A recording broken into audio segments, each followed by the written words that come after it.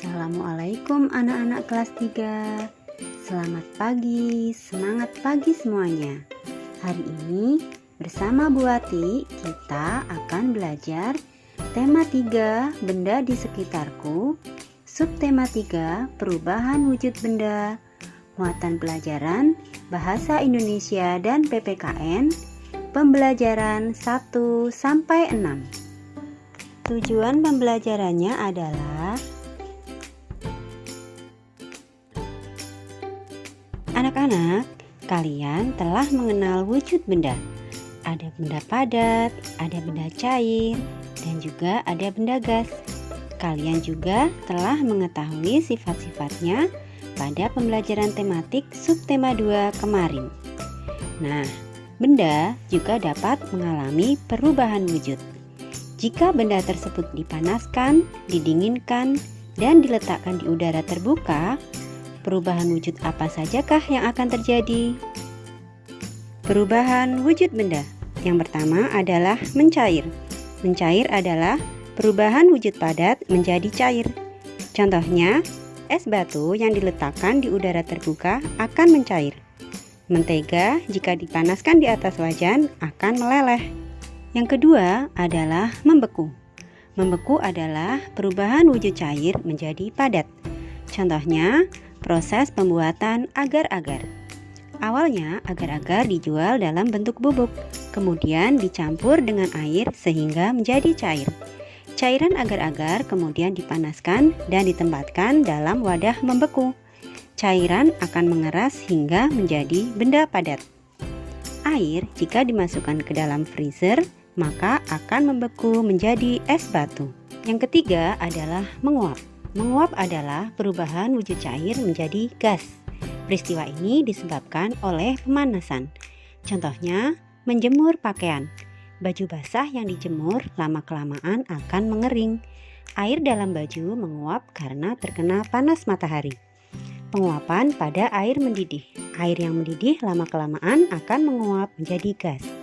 Proses pembuatan batako. Batako merupakan salah satu jenis bata yang proses pengolahannya dijemur.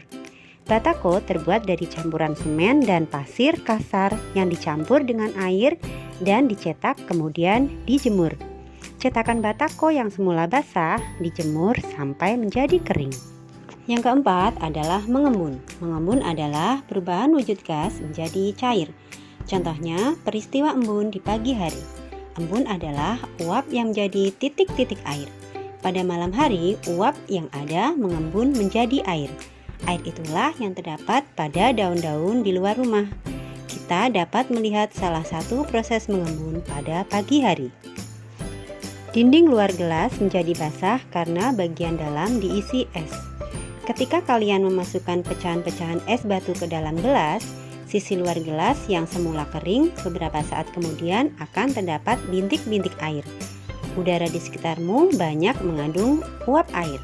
Ketika uap air bersentuhan dengan benda-benda yang lebih dingin, maka berubah menjadi bintik-bintik air. Jadi, tetes-tetes air di sisi luar gelas bukan berasal dari dalam gelas, tapi berasal dari uap air di sekitarnya. Yang kelima adalah menyublim. Menyublim adalah perubahan wujud padat menjadi gas. Contohnya, kapur barus diletakkan di lemari pakaian, lama-kelamaan akan hilang. Kapur barus berubah wujud menjadi gas, tercium bau wangi di udara. Anak-anak, perubahan wujud benda di alam adalah tanda kebesaran Tuhan yang patut kita syukuri. Bersyukur merupakan perbuatan yang terpuji. Perbuatan terpuji lainnya salah satunya adalah sikap tolong-menolong. Pada minggu kemarin, kalian sudah membaca materi tentang sikap tolong-menolong. Nah, untuk minggu ini adalah menceritakan pengalaman menolong orang lain. Menolong bisa dilakukan di mana saja, di rumah, di sekolah, ataupun di lingkungan masyarakat. Menolong tentunya dalam hal kebaikan ya. Contoh menolong adalah misalnya membantu ibu memasak, menolong teman yang terjatuh, ataupun memberikan makanan atau uang kepada orang yang membutuhkan, dan masih banyak lagi. Anak-anak, Berikut adalah contoh cerita singkat tentang pengalaman menolong orang lain. Saat sedang sekolah, temanku lupa membawa pensil. Aku melihat di tasku aku membawa 2 pensil. Lalu aku meminjamkan pensilku untuk temanku agar dia bisa mengerjakan tugas. Aku sedang berjalan-jalan dengan ibuku. Di tengah perjalanan, ada seorang nenek tua yang sedang kelaparan dan meminta-minta. Aku merasa kasihan melihatnya. Lalu aku dan ibuku memberikannya makanan dan sedikit uang untuk nenek itu. Nah, anak-anak semua, kalian juga pasti pernah punya pengalaman menolong orang lain, bukan? Sekarang tuliskan cerita singkat tentang pengalamanmu saat menolong orang lain ya. Anak semua, demikian pembelajaran tematik hari ini. Tetap semangat dan jangan lupa kerjakan tugasmu ya.